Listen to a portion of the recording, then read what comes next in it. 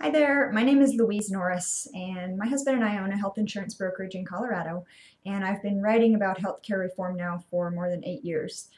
I wrote an ebook that you can download for free from healthinsurance.org, and it's all about the current open enrollment period that's going on for people who buy their own individual health insurance. And one of the topics that I covered in the ebook is grandmothered plans. And so I wanted to go into some more detail about that today in this video.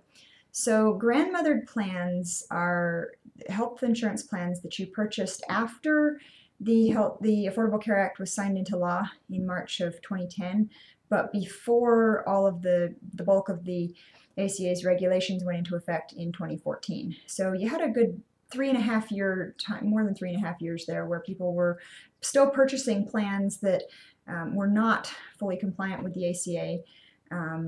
And in a lot of cases, people are still able to keep renewing those plans, even though they're not fully compliant with the ACA. And grandmothered plans differ from grandfathered plans in that grandfathered plans are the ones that people already had when the ACA was signed into law almost 5 years ago. So if you have a grandfathered plan, you've had it now for quite a number of years, and as long as the plan hasn't substantially changed and your carrier is still offering it, you can continue to renew it indefinitely, although that might not necessarily be in your best interest. Grandmothered plans, originally the plan was that all policies would transition to people would transition off of their old plans and onto ACA compliant plans in 2014, and then the Obama administration made a transitional relief fix last fall, and then again another one earlier this spring, allowing people basically the option, if your state allows it and your carrier allows it, you are allowed to keep on renewing those plans all the way out to 2017 in some cases. So I've got a list here of the states where they're not allowing the grandmothered plans to continue to renew for 2015. So if you're in one of these states, and in a lot of cases people in these states had to switch to ACA compliant plans in 2014 already, so it's a moot point. But if you are in one of these states and you do have a health insurance plan that you had in 2013, you will need to switch to a new plan for 2015. The reason Minnesota has a little asterisk there is because they just required all of their plans to upgrade basically and become ACA compliant as of January 2014. So there aren't any non-compliant plans in Minnesota at this point. But anyway, if you're in one of so there's only 14 states on this list, which means the majority of the states accepted the Obama administration's offer to allow the health plans from 2013 to continue to exist in 2014 and now again in 2015. And so if your carrier is also going along with this plan and is allowing you to renew your plan, you have a choice. Do you want to keep your pre-2014 plan, or do you want to switch to a new plan for 2015? And all plans, whether they're grandfathered, grandmothered, or new ACA compliant plans, have to comply with some aspects of the ACA, including they can't have caps on your lifetime. They can't have lifetime maximums on the policy, which lifetime maximums used to be very standard in the individual market. That's no longer the case. They all have to allow children to remain on their parents' policy through age 26. And they all have to comply with the medical loss ratio rules, which means in the individual market, they can't spend more than 20% of premiums that they collect on administrative expenses. So at least 80% of the premiums they take in have to be spent on medical claims. But grandfathered plans, which again, those are the ones that people have had now for almost 5 years or more, those can still have annual limits on benefits, and they do not have to cover preventive care for free. Grandmothered plans, while they also don't have to comply with a lot of the Affordable Care Act's regulations, they do have to end lifetime limits on coverage, so they can't, or I'm sorry, annual limits on coverage. They can't put annual limits on how much they'll pay for your care, and they do have to cover preventive care for free with no cost sharing to you. But both grandmothered and grandfathered plans, the underwriting that was on your policy when you got it is still in place now. So say, for example, if you bought a plan prior to 2014 and your carrier excluded asthma, maybe you've got asthma and your carrier said we're not covering anything to do with that, that is still the case on your plan. Your plan has not, is not covering pre-existing conditions if it wasn't covering them when you got the plan. And they also don't have to cover the essential health benefits that are mandated in the Affordable Care Act, with the exception of preventive care for grandmothered plans. So a lot of these grandmothered and grandfathered plans, they don't cover mental health, they don't cover maternity, prescription drugs is another area where a lot of plans were, definitely had gaps in coverage prior to 2014. They might not cover prescriptions at all, or in a lot of cases maybe only cover generics, or so there's definitely some gaps there, as opposed to all your plans that you're purchasing new for 2015, or that you purchased in 2014 and are renewing for 2015. They all are fully compliant with the ACA, regardless of whether you are inside the exchange or outside the exchange.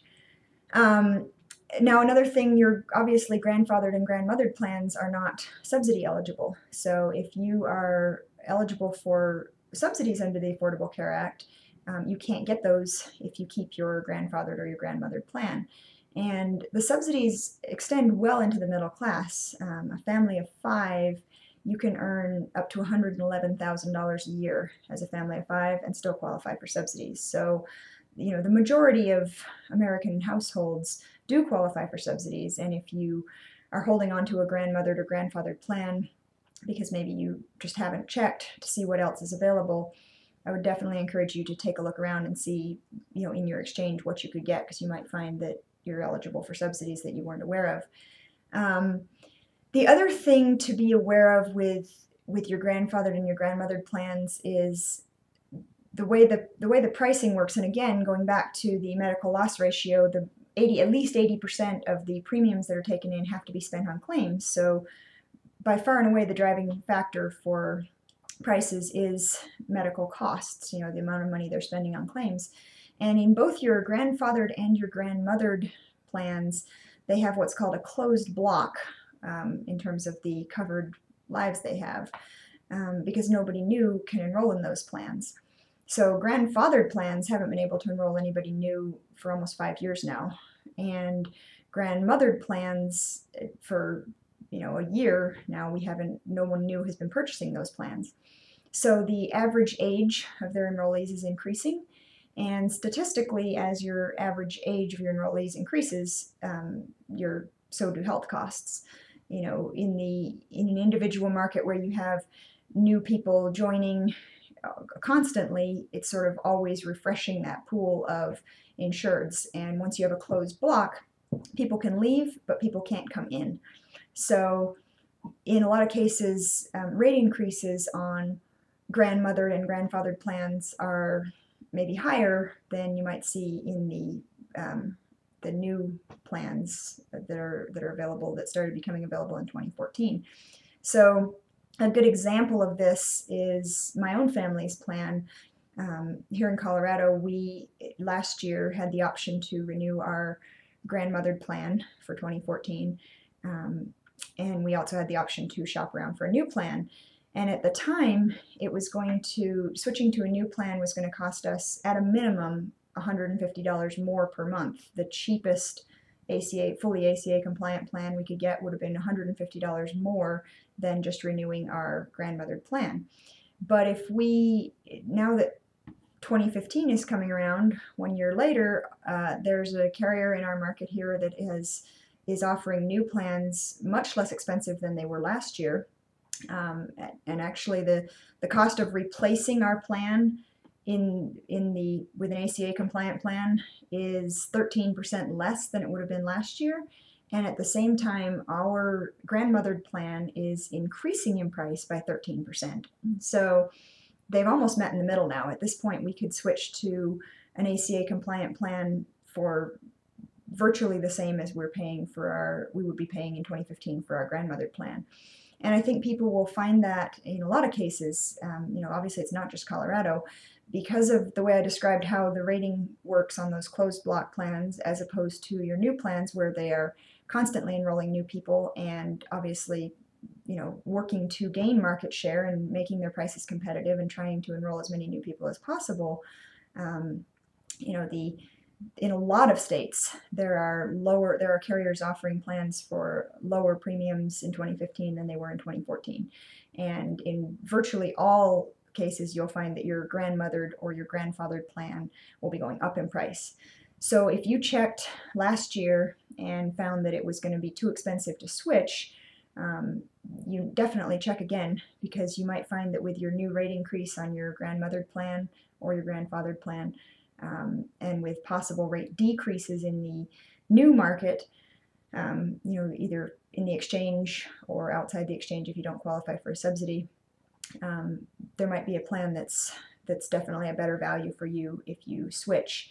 If you do opt to renew your grandmothered plan and then change your mind in January, you can still do that. You can still go on and shop for a new plan all the way till February 15th. So, if in doubt at all, seek out help. Remember, there's no cost for having a navigator or a broker help you. We have tons of FAQs and informational posts on healthinsurance.org where you can find out more information about all this stuff. And my takeaway point here would be, if you have a grandmothered plan or a grandfathered plan, but if you do have one of those plans and you're thinking about keeping it for 2015, definitely don't just automatically default to that without really taking the time to shop around and just see what's available, see what you could get in terms of replacing your plan before you make that decision. So thank you very much.